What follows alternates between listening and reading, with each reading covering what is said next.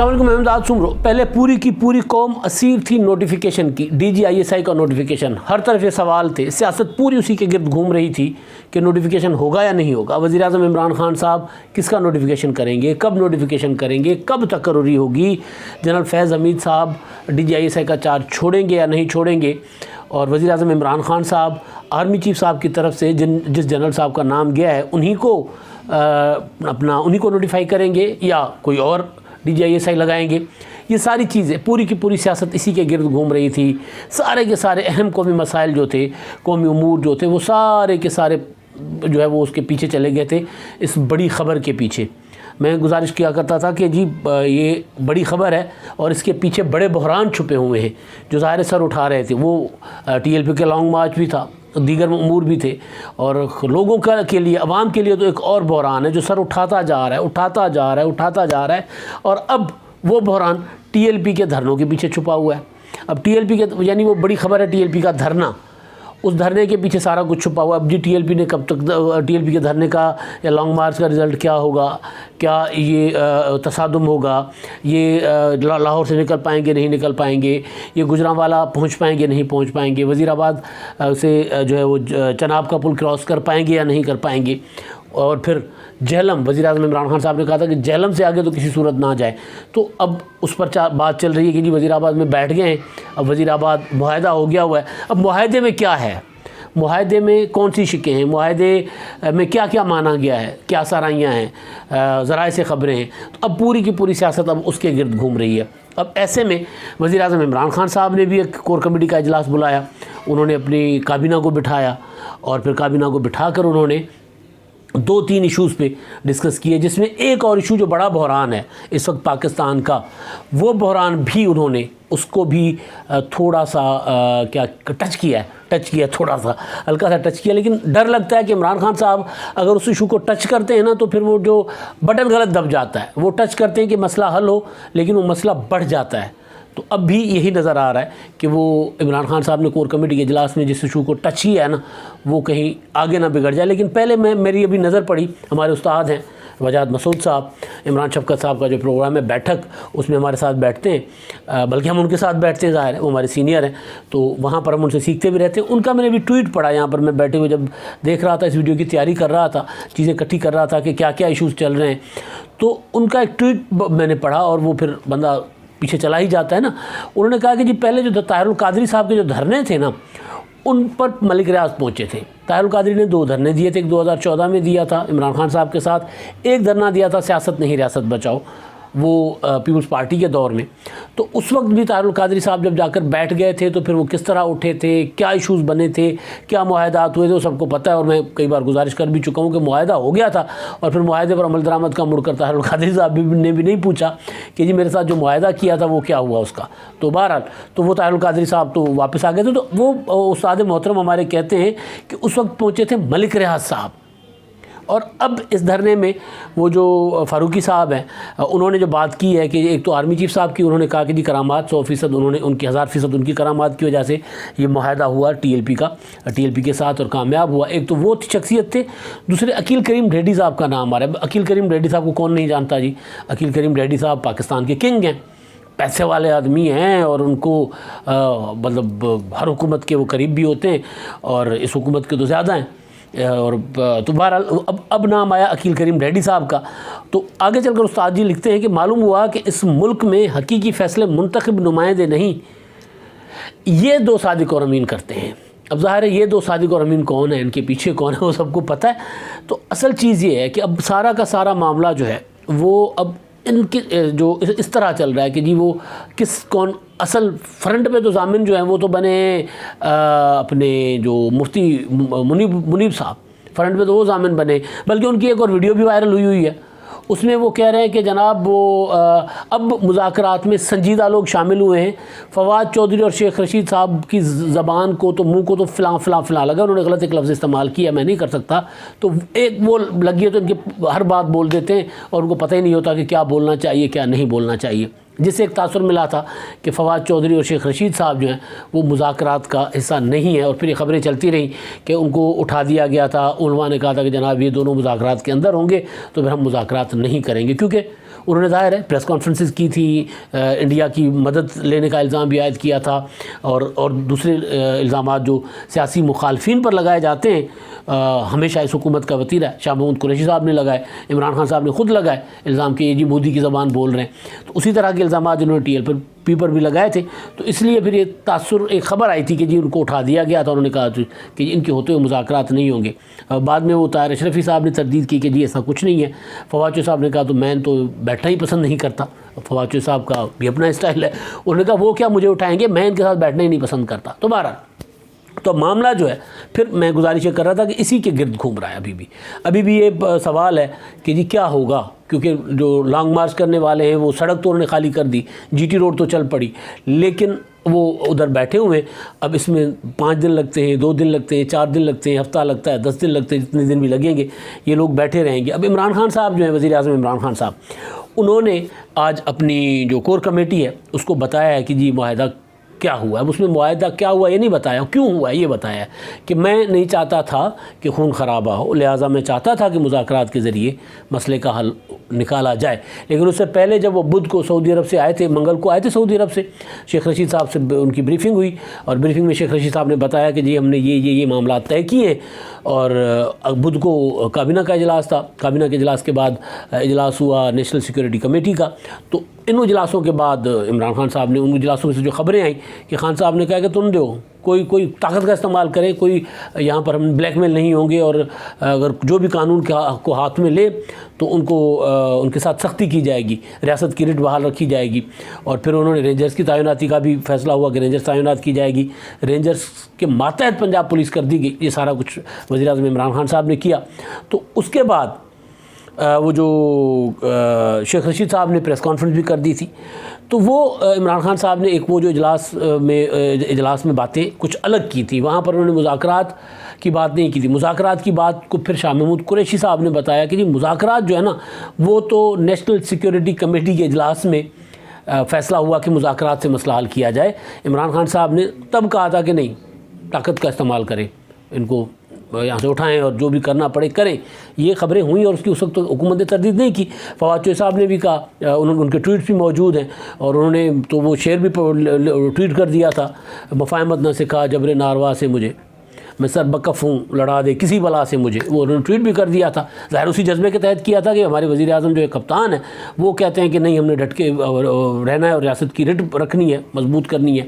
تو بہرحال تو اب یہ جو معاملہ جو کور کمیٹی میں عمران خان صاحب نے بتایا کہ نہیں، ہم نے مذاکرات سے مسئلہ حل کرنے کا فیصلہ کیا تھا۔ اب ظاہر ہے وہ فیصلہ تو بعد میں قومی سلامتی کمیٹی کے اجلاس میں ہوا۔ تو وہ جو بات کر رہے ہیں فاروقی صاحب کہ 100% معاملہ جو ہے آرمی چیف صاحب نے، یا 1000% آرمی چیف صاحب کی کرامات کی وجہ سے معاہدہ ہوا ہے، تو اس کی ہوتی ہے تصدیق۔ ایک تو انہوں نے یہ معاملے پہ وہاں پر لوگوں اپنے جو کور کمیٹی کو اعتماد میں لیا کہ ہم نے کیوں کیا ہے، کیا کیا ہے یہ نہیں بتایا، کیا کیا ہے میں وہ بھی ہے نا، وہ کالعدم حیثیت جو ہے، جو خبریں آ رہی ہیں، جو مفتی منیر صاحب کہہ رہے ہیں اور اس کی حکومت تردید نہیں کر رہی کہ TLP کی کالعدم حیثیت جو ہے وہ ختم کر دی جائے گی اور وہ ایک پولیٹیکل پارٹی کے طور پہ آئے گی آگے، تو وہ ظاہر معاملہ، تو وہ آگے چل کر عمران خان صاحب کے لیے بہت بڑا، نون لیگ کو تو انہوں نے نقصان پہنچایا ہی نا، TLP ایک پولیٹیکل پارٹی بن کر، کیونکہ نون لیگ کے دور میں دھرنا انہوں نے دیا تھا، اور نون لیگ کہ وہ جو ایشو بنا تھا اس میں نون لیگ کے اوپر الزام تھے، جس پر پھر حملہ بھی ہوا تھا ان کے وزیر داخلہ احسن اقبال صاحب پر۔ تو اس کا یہ تھا کہ جو سمجھا جا رہا تھا کہ بائی ڈیزائن ایک TLP کو بنایا گیا تھا کہ پنجاب میں جہاں عمران خان صاحب کی یا PTI کو جتوایا جا سکتا ہے وہاں سے جتوایا جائے، اور جہاں پر ٹیکنیکلی ہروایا جا سکتا ہے، یعنی ووٹ ان کا ڈائیورٹ کیا جا سکتا ہے، ووٹ خراب کیا جا سکتا ہے، وہاں پر پھر TLP کے لیے وہ مخصوص خاص ایک نشستیں تھیں جو نون لیگ والے الزام لگاتے ہیں کہ 35 سے 38 نشستیں ایسی تھیں جہاں پر ہمارا ووٹ خراب کیا گیا TLP کو مضبوط کر کے، TLP کو لا کر۔ تو اب سوال یہ ہے کہ عمران خان صاحب اپنی کور کمیٹی میں آئندہ عام انتخابات کی تیاری، بلدیاتی انتخابات کی تیاری، یہ سارے معاملات ڈسکس کیے ہیں۔ اب ایشو یہ ہے کہ پچھلی بار کیونکہ حکومت میں نون لیگ تھی، تو جو TLP نے جو نعرہ لگایا تھا جو ایجنڈا تھا ان کا، ظاہر ہے وہ ایک ریلیجس پارٹی ہے یا پارٹی کالعدم ابھی تک ہے، تو ایک ریلیجس لوگ ہیں، تو ان کا جو نعرہ تھا وہ اس وقت کی حکومت کے اگینسٹ چلا تھا. تو اب جو نعرہ ہے وہ کیا اب کی حکومت کے خلاف نہیں چلے گا؟ جب ان کی کالعدم حیثیت ختم ہو جائے گی، جب الیکشن لڑ سکیں گے، تو آگے بلدیاتی انتخابات آ رہے ہیں، اس کے بعد جنرل انتخابات آ رہے ہیں. تو یہاں پر آ کر عمران خان صاحب جو ہے وہ اپنی پارٹی کو کوئی جواب نہیں دے پا رہے کہ بھائی اگر یہ الیکشن لڑیں گے تو پھر جو نقصان انہوں نے نون لیگ کو پہنچایا تھا وہ تو تھوڑا تھا. نون لیگ تو حکومت نہیں بنا سکی تھی نا، ہم تو بطور پارٹی پھر فارغ ہو جائیں گے. پھر ہماری تو دیکھ پی ٹی آئی نے جہاں جہاں سے جیتا ہے وہاں سے مارجن بہت تھوڑا تھا. تو اس بار اگر پی ٹی آئی کا ووٹ ٹی ایل پی نے خراب کر دیا جنرل انتخابات میں یا بلدیاتی انتخابات میں، تو پھر پی ٹی آئی کا کیا ہوگا؟ نون لیگ تو بچ گئی تھی، ان کے پاس اپوزیشن لیڈری بھی قومی اسمبلی میں، انہوں نے پنجاب میں بھی 2-4 ووٹوں کے فرق سے، سیٹوں کے فرق سے وہ مضبوط کھڑے ہوئے ہیں. ان کا ووٹ بینک نہیں ٹوٹا، ان کی سیٹیں ضرور خراب کی گئی لیکن نون لیگ کا ووٹ بینک اسی طرح رہا. تو تیرا کیا ہوگا؟ کالیا عمران خان صاحب کو کہا گیا اپنی پارٹی کے اندر کہ بھئی ہمارا کیا ہوگا؟ یہ تو اگر اسی طرح یہ بن گئے، کالعدم حیثیت ان کی ختم ہو گئی، تو یہ جیتے نہ جیتے ہمارا کباڑا کر لیں گے، پھر ہمارا ہو جائے گا صفایا. پھر ہم تو اپوزیشن کی جماعت بھی نہیں بن پائیں گے اگر نون لیگ میجورٹی پارٹی بن کر اوپر آتی ہے تو بھی، اور اگر پیپلز پارٹی میجورٹی پارٹی بن کر آتی ہے تو بھی پی ٹی آئی جو ہے وہ تو پھر ان کے پاس اپوزیشن کی سلاٹ بھی نہیں ہوگی، اپوزیشن لیڈری کی بھی. تو پھر پی ٹی آئی کی پوزیشن وہی ہوگی جو 2013 کے انتخابات میں تھی. تو کیا پھر ہم دوبارہ دھرنے کے لیے خود جائیں گے؟ جن کے لانگ مارچ اور دھرنے والوں کو ہم الزام دے رہے ہیں کہ جی یہ ایجنڈا ہے پتہ نہیں کیا ہے، تو پھر ہمیں خود وہاں جانا پڑے گا. تو یہ ساری چیزیں وزیر اعظم عمران خان صاحب جو ہیں ان کے جو ہیں رفقا جو تھوڑا سا عقل اور فہم کی سیاست کرتے ہیں، تو وہ ان کو یہ مشورہ دے رہے ہیں. اور عمران خان صاحب نے ظاہر ہے کور کمیٹی میں بیٹھ کر اس پر مشاورت کی ہے. دوسرا جو معاملہ تھا خان صاحب نے کور کمیٹی میں، ظاہر اس کے ساتھ بلدیاتی انتخابات کا، خیبر پختونخوا کے بلدیاتی انتخابات اور NA 133 کے انتخابات، جہاں سے ان کے انتخابات سے پہلے ہی ان کے کینڈیڈیٹ مسترد ہو گئے، ان کے کاغذات مسترد ہو گئے، چیمہ جمشید اقبال چیمہ اور ان کی اہلیہ مسرت جمشید چیمہ کے. تو وہ معاملہ بھی عمران خان صاحب نے بہت غصے کا اظہار کیا کہ یار یہ کیا ہے، کس طرح کھیلے ہو تم لوگ، مطلب گراؤنڈ میں اترے ہی نہیں ہو اور پہلے ہی آؤٹ ہو گئے ہو، تو یہ کیسے ہم کریں گے؟ تو اس پر اب وہ فیصلہ یہ ہوا ہے کہ اس کو چیلنج کیا جائے گا الیکشن کمیشن کے فیصلے کو، وہ جو ان کے کاغذات مسترد ہوئے ہیں. لیکن اب دوسرا جو معاملہ جو اصل بحران ہے، جو سب بڑی بڑی خبروں کے پیچھے چھپا ہوا ہے، وہ ہے مہنگائی کا بحران. ابھی آج ریلوے کے ٹکٹس ہو گئے 10% مہنگے. وہ ظاہر ہے پیٹرول بڑھ رہا ہے، ڈیزل بڑھ رہا ہے، ہر چیز بڑھ رہی ہے، تو ریل کو کرائے بڑھانے پڑیں گے. تو حکومت تو ظاہر ہے پیٹرول اور ڈیزل کو تو راکٹ کی طرح اوپر لے کے جا رہی ہے. ابھی جو اس 15 روزہ جو قیمتیں بڑھنی تھی عمران خان صاحب نے روک دی. چلیں جی ایک بار روکیں گے، تو ماضی کا تجربہ یہ ہے کہ ایک بار روک کے اگلی بار ڈبل کر دیا تھا، تو اگلی بار ڈبل کریں گے تو اگلی بار زیادہ بڑھا دیں گے. لیکن جو ادارہ شماریات کے اعداد و شمار ہیں وہ بڑے خطرناک ہیں، وہ ہلا دینے والے ہیں. اکتوبر میں، یہ جو اکتوبر ہے جو گزر گیا، اس اکتوبر میں 9.6% مہنگائی بڑھی ہے. ابھی بہت زیادہ انفلیشن ہوتی ہے پچھلے سال کے مقابلے میں. 9.6% مہنگائی جو ہے وہ، اور یہ اس مالی سال کی سب سے بلند ترین سطح ہے مہنگائی کی. اور اس میں بھی پھر دیہاتوں میں 8.7% ہے. اچھا ایل پی جی کی قیمتیں آسمان کو، 1 روپے 55 پیسے گھریلو سلنڈر کی قیمت بڑھ گئی ہے. تو یہ مختلف، اور جو گندم ہے وہ 7.2%، اور سبزیاں 15.2%، اور جو مرغی ہے جو لوگ کھاتے ہیں وہ جو برائلر، وہ ہے ستمبر کے مقابلے میں 17.5 17.5%. اور میں ایک غلطی کر گیا کہ پچھلے سال کے مقابلے میں نہیں، پچھلے مہینے کے مقابلے میں، ستمبر کے مقابلے میں مہنگائی کی شرح اس مہینے میں بڑھی ہے اپنا 9.6% شہروں میں، اور دیہاتوں میں 8.7%. تو سوچیں کہ لوگ گزارا کیسے کریں گے. اس پوری حکومت نے لوگوں کی تنخواہیں میرا خیال ہے 10% یا 15% بھی نہیں بڑھائی. تو یہ پورا ریکارڈ ہے نا. تو اور مہنگائی بڑھتی جا رہی ہے. اور ادھر سے ہمارے جو وزیر خزانہ ہیں، مشیر خزانہ شوکت ترین صاحب، وہ وزارت کے چکر میں، وزارت ان کو ملی نہیں، سینیٹر وہ بن نہیں پا رہے، لیکن وہ اس چکر میں کباڑا کیے جا رہے ہیں. انہوں نے IMF کے ساتھ معاہدے کی خوشخبری سنائی ہے قوم کو کہ IMF کے ساتھ معاہدہ ہو گیا ہے. اب اور جملہ بڑا اچھا ہے ان کا، جو خبر جو رپورٹ ہوئی ہے وہ یہ کہہ رہے ہیں کہ تنخواہوں میں تاخیر نہیں ہوگی، سوچیں ملک کی معیشت کہاں کھڑی ہوئی ہے۔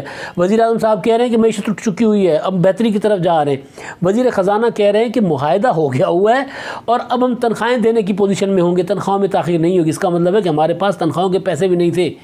وزیر خزانہ اگر یہ کہیں کہ تنخواہوں میں تاخیر نہیں ہوگی تو اس کا مطلب یہی ہے، اور IMF کے ساتھ معاہدہ ہو گیا، اس کا مطلب ہے کہ انتظار کریں، بجلی اور بڑھے گی، گیس کا بحران آ رہا ہے، گیس مزید مہنگی ہوگی، اور پیٹرولیم کی قیمتیں اور بڑھیں گی، اور اس کے بعد پھر دال، چاول، آٹا، روٹی، ہر چیز کو پر لگ جائیں گے، اور پھر لوگ جو آج ایک نوالا کھاتے ہیں، وہ جو کہا تھا نا کہ 9 نوالے کم کھائیں اور 9 دانے چینی کے کم کھائیں، وہ گنڈا پور صاحب نے، تو پھر لوگ جو 9 نوالے بھی کھاتے ہیں نا، وہ 9 نوالے بھی لوگوں کو نصیب نہیں ہوں گے۔ وہ ہے اصل بحران، جو پہلے نوٹیفیکیشن کے پیچھے چھپا ہوا تھا، اب دھرنوں کے پیچھے چھپا ہوا ہے۔ آپ دیکھیں کہ اپوزیشن کے جو مظاہرے ہو رہے ہیں اس میں بہت زیادہ لوگ شریک ہو رہے ہیں، لیکن کیونکہ میڈیا پر دھرنا، میڈیا پر نوٹیفیکیشن، میڈیا پر دیگر سیاسی معاملات چل رہے ہیں، تو یہ والے معاملات پیچھے چھپ رہے ہیں۔ یہ بحران ہے جو حکومت کو گلے پڑے گا۔ اب تک کے لیے اتنا ہی، اللہ حافظ۔